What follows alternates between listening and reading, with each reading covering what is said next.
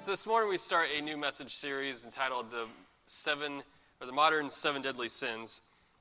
And you may have heard of the seven deadly sins. It's a list that's been around since the 4th or 5th century. They are lust, gluttony, greed, sloth, wrath, envy, and pride. And those 7 things were identified as natural passions or needs that people have that are taken to the extreme and become destructive in a person's lives. And while you can think through that list in 2017, those probably all still apply, they have slightly different names. They look just a little bit different than they did in the 4th century. So over the next 7 weeks, we're going to look at what are these modern 7 deadly sins. And the first one we're going to talk about today is entitlement. And entitlement is a big word that just describes a feeling that you deserve something. I deserve that. I'm entitled to it. It's entitlement. And entitlement gets thrown around a lot, particularly when we're talking about different groups of people. So I want you to look at these 4 groups of people, and in your mind, I want you to think about which group of people is the most entitled. Don't say it out loud. We're not trying to hate on other people. Just in your mind, you look at those groups of people and you think, who's the most entitled? My guess is it's a generation that's younger than you. And honestly, you're probably thinking it's the top right corner because millennials get more hate than anybody else, right? And let's be honest, the most demanding group up there are the babies. You have to feed them, you have to pound, you have to rock them to sleep. And they cry if you don't do those things. They're super demanding. But we don't call them entitled, we just call them babies. So, but millennials, they get a bad rap because they're ruining everything. In fact, I found this online. Somebody cut out a bunch of news article headlines of things that millennials are killing. And you probably can't read it, but let me give you a few of my favorites. Millennials are ruining handshakes. Yes. They're ruining Home Depot. They're ruining napkins. They're ruining marmalade. Paddington the bear is very upset about that one. Millennials are to blame for everything, right? It's true. It's true. A millennial said that. I want to read you some quotes that appeared in national magazines about young people. And I want to see if they resonate with you. Most marriages go to pieces because of the latter-day cult of individualism, the worship of the brazen calf of the self. Next one. Instead of joining others for change, this generation of students is giving up and saying, how am I going to survive? There's a great stress on individual fulfillment rather than societal improvement. And the last one. They have trouble making decisions. They would rather hike in the Himalayas than climb a corporate ladder. They crave entertainment, but their attention span is as short as one zap of a TV dial. They postpone marriage because they dread divorce. So I want you to think about those 3 quotes. Do you think they apply to millennials? Maybe, maybe not. Don't worry, millennials, it gets better. I'm not hating on you. Well, the idea that younger generations are entitled isn't a new concept. It's not a new feeling. In fact, that first quote was from 1907 in the New York Times. The second quote was from 1976. And the third quote is from 1990. So there's sort of a rite of passage in our country of as soon as the next generation comes along, we nitpick all the ways we think that they're narcissistic and self-centered and entitled, and we label them as such, even though our generation got labeled the exact same way. It's a nice thing that we do for the next generation coming behind us. We hate on the next generation. And there's currently 5 generations in America: the greatest generation, baby boomers, Generation X, millennials, and post-millennials, which eventually will get a cooler name than post-millennials. Again, post-millennials are even ruining generation names. They have to take their own millennial and put it on the next generation. So each of those generations has looked at the next and said, they're super entitled, They're super self-absorbed. It's just the way things are. The way we look at the next generation, we always see them differently than we actually saw ourselves. And so when we look at entitlement, millennials get tagged because they're the current generation that's growing up and becoming adults, and we label them as entitled. But the reality is that we are all together in our entitlement. Younger generations don't have the market cornered on entitlement. It exists in every single person's life in this room. I know it exists in my life. I know it exists in your life. And it looks different based on each individual. Some of you might be very demanding. Some of it might be a little bit underneath the surface. I'll give you an example. From my life, when I was younger, I worked at Big Bear. Does anybody remember Big Bear? It was a grocery store. I love Big Bear.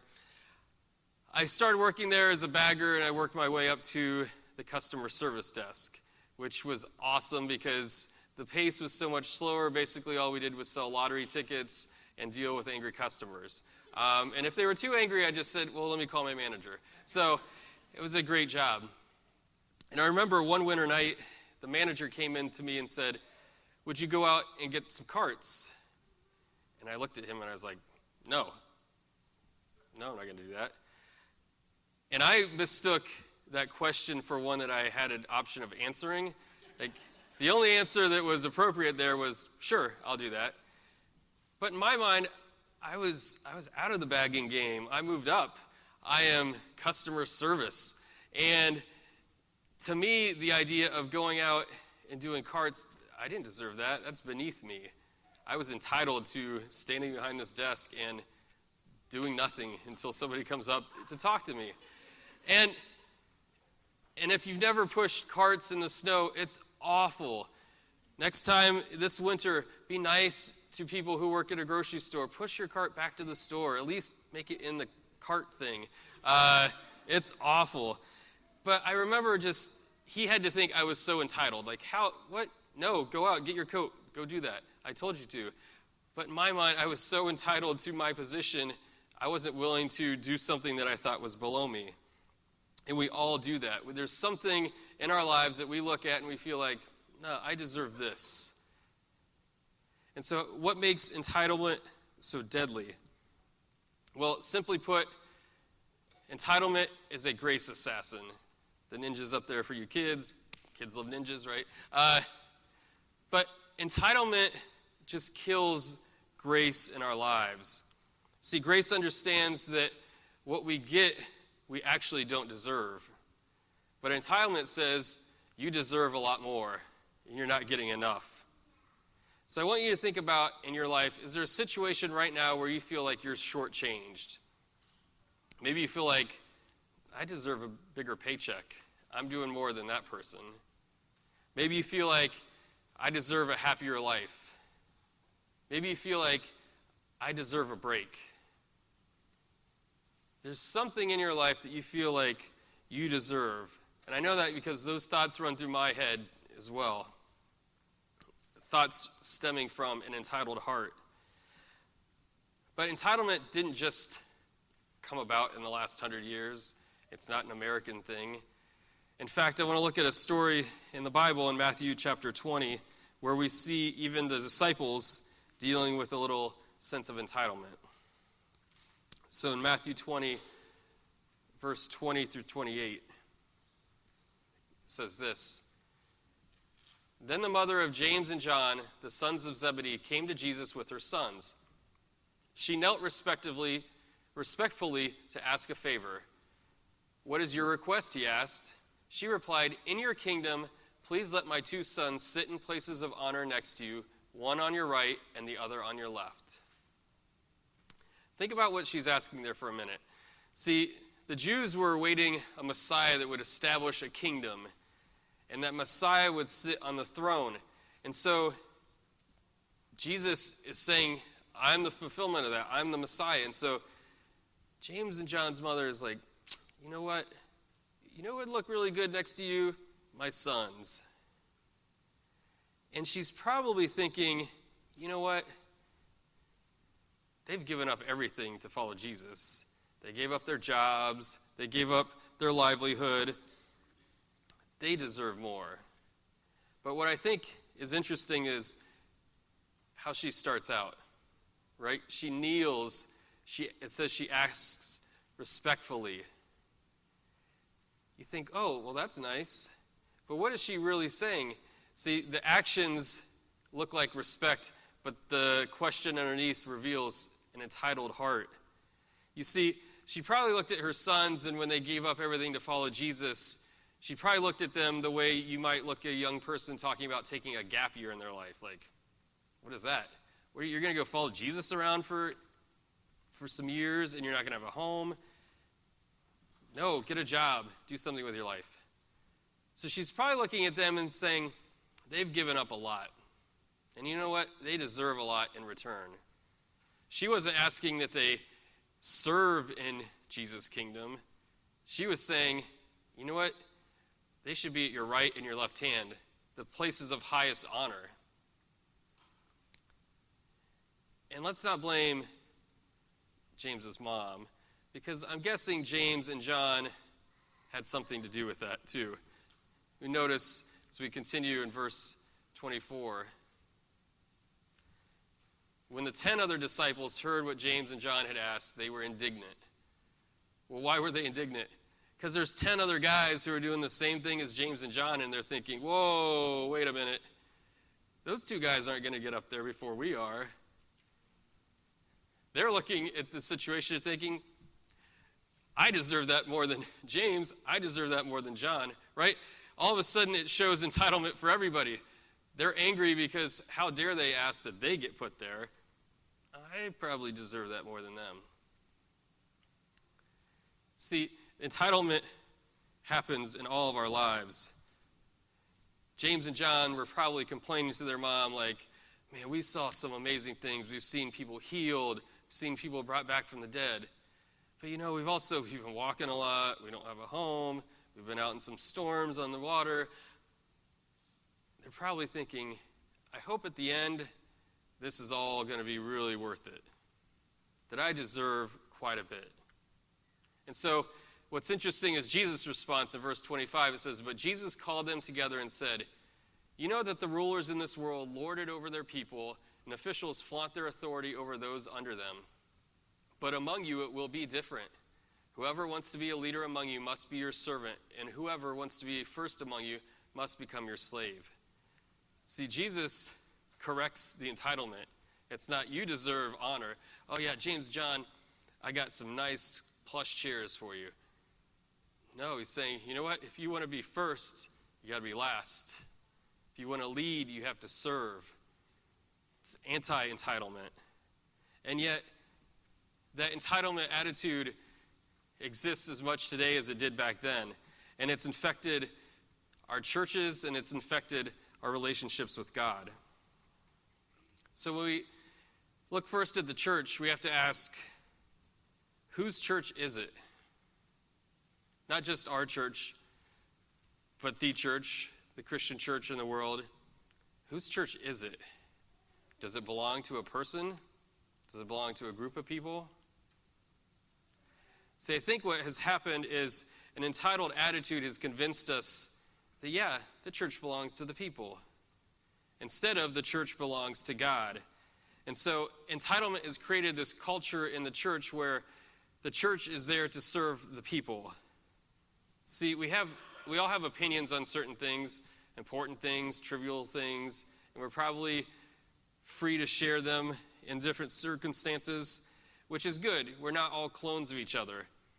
But where I think that gets out of whack is a lot of times those opinions become needs. And if I'm invested in something, I feel like things should be exactly the way I want them to be.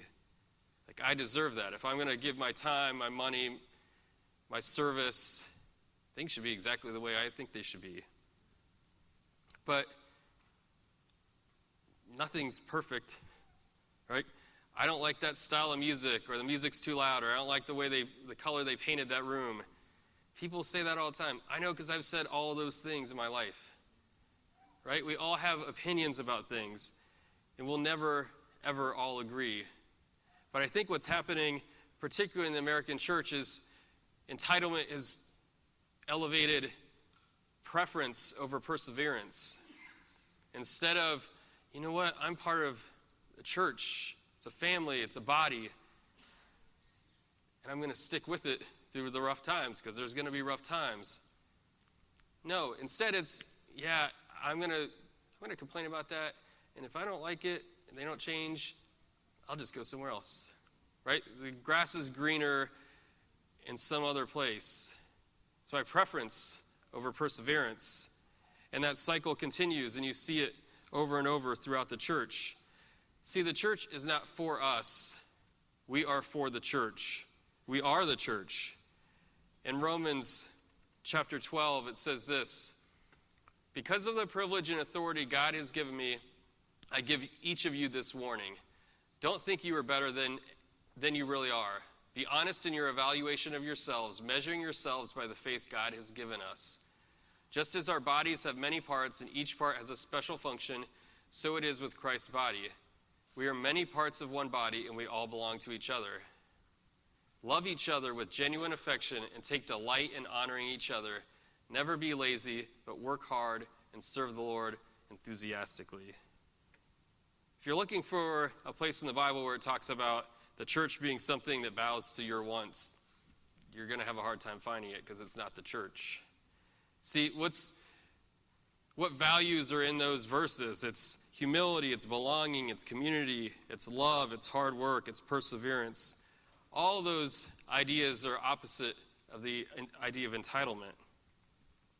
I love verse 5. It says, we are many parts of one body, and we all belong to each other. We're not all going to agree. We're not going to like each other necessarily all the time. But the church is a belonging of people together in service and worship of God. That's the church. But entitlement says, I deserve to get. I deserve for things to be exactly the way I want them to be. But God says, you were designed to give. So entitlement sucks the life out of the church because church becomes all about me. It becomes about my preferences. And it's ruining the church. There's not room for anyone else because all we are focused on is ourselves. And that entitlement, as it continues to affect the church, it's going to neutralize the effectiveness of the church in our country. Just look at what's happening. Is the church more relevant, more impactful today than it was 30 years ago? No, we're losing that. And I think a lot of that does have to do with our entitled attitude towards church. The church is for us instead of us for the church. And I think what's happening is just like we tend to pass down judgment on the next generation, we pass down things and values about church. And so that entitlement attitude gets passed down from generation to generation.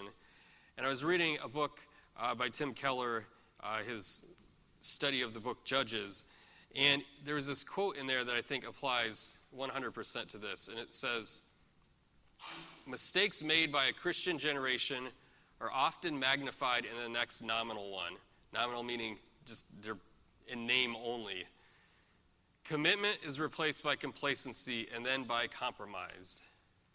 And if you think about the church over the last several decades, that's what's going on. Commitment replaced by complacency, and eventually it'll be replaced by compromise. So if we want the church to move forward, not just our church, but the church, we have to start being the church instead of going to church. And so if that's what entitlement does to the church, what does it do in our own personal lives, in our relationship with God? Entitlement shows up in our relationship with God by convincing us that God owes us something, that we deserve something out of God. If you think about James and John, they looked at Jesus and they were like, you know what, we deserve prime seats. So as you think about your life, what do you think you deserve for following Jesus? Think about that for a second. What do you think you deserve for following Jesus? How you answer that question is going to reveal a lot about what you believe about grace. See, what James and John were missing in that situation was that Jesus didn't owe them anything. He already had given them everything. I mean, think about that. Only 12 people got to walk around with Jesus constantly. Jesus could have passed James and John by. We could have had some other 2 disciples in there instead of James and John. They were missing what they felt they were owed. They were focusing on what they were owed, and they were missing what they had. All the ways that Jesus had already poured into their lives. And I think what happens in our lives is we start thinking about, well, what does God owe me? And that sense of entitlement kills an appreciation of grace. It kills off, I'm so grateful for what God has done in my life. No, instead, I feel like I deserve more. And entitlement creates an adversarial relationship with us, between us and God, where we feel like, you know what, I'm going to judge God based on how much he meets my needs and what I think I deserve. And that kind of attitude only leads to bitterness and disappointment. Because what we demand, we don't deserve. And when we're thinking in terms like that, we're missing the point that everything that God has done, he's done out of his great love for us and his grace. And in Ephesians 2, verses 8 and 9, it says this: God saved you by his grace when you believed. And you can't take credit for it. This is a gift from God. Salvation is not a reward for the good things we have done, so none of us can boast about it. Think about that. No one can boast. I can't demand things that are a gift to me. And yet that's what entitlement says to us. It says you deserve more. God owes you something. But God isn't obligated to do anything. Out of his love for us, he's done everything. And we see this very explicitly in Romans 1:21. It says this: yes, they knew God, but they wouldn't worship him as God or even give him thanks. And they began to think up foolish ideas of what God was like, and as a result, their minds became dark and confused. That's what entitlement does. It takes a proper picture of God's love and his grace, and it replaces it with strange ideas that God owes us something, that God is in service of us. And there's a little bit of that in every person's life. Sometimes it's below the surface and not as obvious. So what's the antidote? The original 7 deadly sins had 7 virtues that you were to pursue and try to eliminate the sin in your life and pursue the virtue. So what's the virtue? What's the antidote? I think the antidote to entitlement is gratitude. See, I think what happens is a perspective of gratitude that, you know what, God doesn't owe me anything. God is overwhelmingly blessing my life. It takes me from viewing God as owing me, and I start focusing on all the ways that God has overwhelmed me. It takes me from owed to awed. See, when we are more grateful, it brings us to our proper place, the place that Jesus described to the disciples. Humility. I don't deserve that, God. You've done everything for me. You've blessed me in amazing ways. So if in your life and you're here today and you're thinking, you know what, God hasn't done right by me. He owes me a lot more. If I'm going to give up my life, the things I want to follow him, then I deserve something. Here's my list. If that's where you're at today, I encourage you to take a step back for a minute and start looking at the things that God has done. Replace an entitlement attitude with an attitude of gratitude. That, you know what, I'm going to stop complaining about the things I think I deserve, and I'm going to start praising God for the things that he's done. And so as we close, I want to do this. I want you to take your 2 hands and put them out in front of you. And the reason 2 hands is because a lot of times you put one hand out, it's like, give me, like, right? Kids are like, hey, mom and dad, I need this. two hands receiving. Like, I want you to just, we're going to close here with just taking a minute or two. Think about all the things that you have to be thankful for. A lot of things that we just take for granted that God's done for us, we don't think about. We don't even spend a minute thinking about them. So I want to spend some time here. What are you really, truly in your heart thankful for? How can you have more gratitude in your life? So let's just spend a couple minutes just focusing on what God has done for us.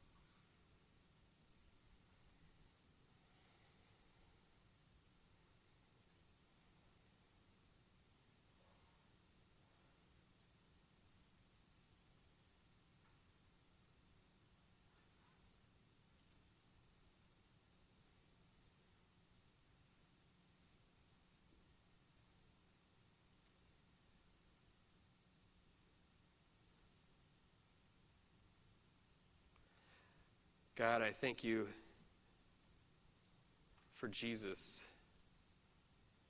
I thank you that you didn't owe us the cross, but that you gave it to us anyway. God, I thank you for your amazing grace, for all the things that we don't deserve that you've showered on us anyway. God, I pray that in the difficult times, that we would look for how you're working, that we would remember the blessings. God, I pray that you would replace entitlement in our lives with gratitude, that we would be thankful, that we would be humble, that we would be overwhelmed by your grace and your mercy. In Christ's name I pray, amen.